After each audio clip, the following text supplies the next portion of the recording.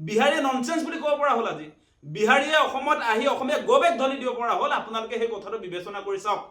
এই জয় শ্ৰীৰাম কৰি থাকোঁতে আজি অসমীয়াৰ নিজৰ অস্তিত্ব বিপন্ন যে হৈছে সেই কথাবিলাক আমি পাহৰি গ'লে নহ'ব আপোনালোকে নিশ্চয় এটা কথা লক্ষ্য কৰি আছে যে আজি কেইদিনমানৰ আগত কাৰ্বি আংলঙত কাৰ্বি গবেগ ধ্বনি দিলে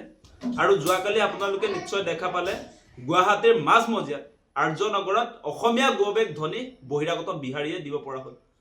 মানে এই যে অসমীয়াক আজি চ্যালেঞ্জ কৰিব পৰা হ'ল বিহাৰীয়ে ইয়াৰ আঁৰত আচলতে কোন আছে কাৰ পৃষ্ঠপোষকতাত বিহাৰীৰ দপদপনি অসমত চলিছে সেই কথাটো আপোনালোকে বিবেচনা কৰি চাওক এই বিজেপি চৰকাৰ শাসনলৈ অহাৰ পাছত আপোনালোকে নিশ্চয় লক্ষ্য কৰিছে কেনেকুৱা ধৰণে আচলতে বহিৰাগত মানুহে অসমত দপদপনি চলাইছে সেই কথাটো আপোনালোকে নিশ্চয় লক্ষ্য কৰিছে আজি কেইদিনমানৰ আগত আমি পল্টন বজাৰত দেখিলো তাতো অসমীয়া মানুহক আচলতে তেওঁলোকে হাৰাশাস্তি কৰিছে সিদিনা ফেন্সি বজাৰত আপোনালোকে নিশ্চয় লক্ষ্য কৰিছে এগৰাকী যুৱতী মহিলাক কেনেকৈ আচলতে বহিৰাগতই কেনেকৈ অপদস্থ কৰিছে আপোনালোকে নিশ্চয় দেখা পাইছে মানে এই বিজেপি চৰকাৰৰ দিনত কোনো কাৰণতে অসমৰ খিলঞ্জীয়া মানুহ যে নিৰাপত্তা নহয় সেই কথাটো আপোনালোকে নিশ্চয় লক্ষ্য কৰিছে মানে তেওঁলোকৰ দপদপনি বিজেপিৰ পৃষ্ঠপোষকতাত যে বাঢ়িছে সেই কথাটো আপোনালোকে ভালকে ভাবি চাওক আগতে সেই কাৰবাৰ আমি দেখা পোৱা কেতিয়াও নাছিলো আগতে বহিৰাগত মানুহে অসমীয়া মানুহৰ ওপৰত হাত তোলা আমি দেখাই পোৱা নাছিলো আচলতে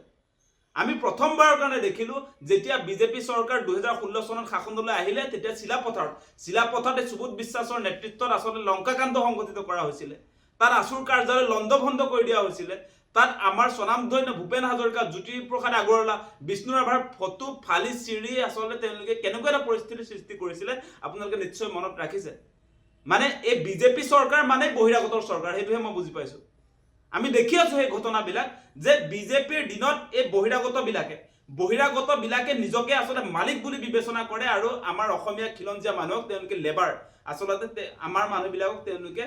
মানে লেবাৰ হিচাপে তেওঁলোকে গণ্য কৰে আমাৰ মানুহক কোনো ধৰণৰ দৰত এই মানুহবিলাকে নকৰে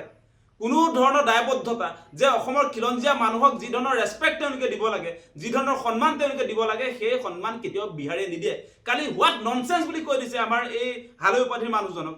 বিহাৰীয়ে ননসেন্স বুলি ক'ব পৰা হ'ল আজি বিহাৰীয়ে অসমত আহি অসমীয়া গবেগ ধ্বনি দিব পৰা হ'ল আপোনালোকে সেই কথাটো বিবেচনা কৰি চাওক এই জয় শ্ৰীৰাম কৰি থাকোঁতে আজি অসমীয়াৰ নিজৰ অস্তিত্ব বিপন্ন যে হৈছে সেই কথাবিলাক আমি পাহৰি গ'লে নহ'ব ভূপেন দাই যে কৈ থৈ গ'ল আমি অসমীয়াই নিজক নিচিনিলে অসম ৰখাতলে যে যাব সেই প্ৰসংগবিলাক সেই কথা বতৰাবিলাক আজি বাস্তৱ ক্ষেত্ৰত আমি সন্মুখত দেখিবলৈ পাইছো গতিকে আমি এতিয়া এই যে ভাৰত মাতা কি জয় বুলি যে আমি এই বিজেপিয়ে যে স্লোগান আউৰাই থাকিবলৈ যে দিয়ে আমাক ভাৰত মাতা কি জয় বন্দে মাতৰম জয়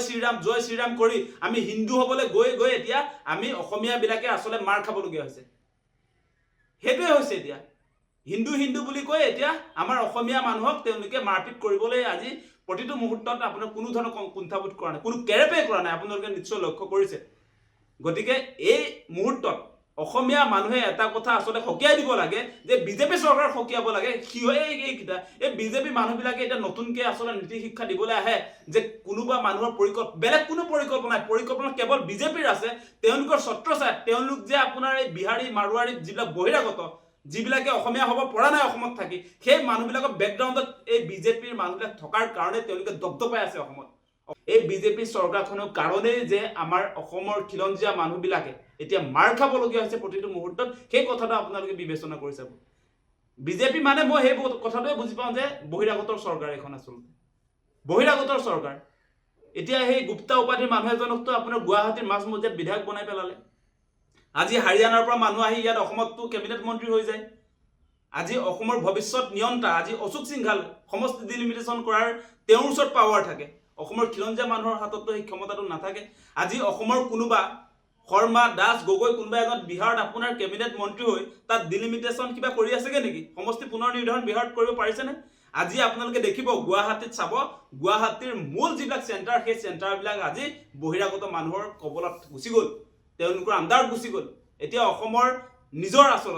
নিজৰ বুলিবলৈ একো নাইকিয়া হৈছে মেইন জেগাবিলাকত এতিয়া আচলতে এই বহিৰাগতই কব্জা কৰি পেলাইছে গতিকে ইয়াৰ পৃষ্ঠপোষকতা বিজেপি চৰকাৰখনে কৰিছে গতিকে আমি অসমবাসী ৰাইজে যদি সাৱধান নহওঁ তেনেহ'লে অনাগত ভৱিষ্যত সময়ত ইয়াতকৈ এটা ভয়াৱহ পৰিস্থিতি যে আহিব সেই কথাটো স্পষ্ট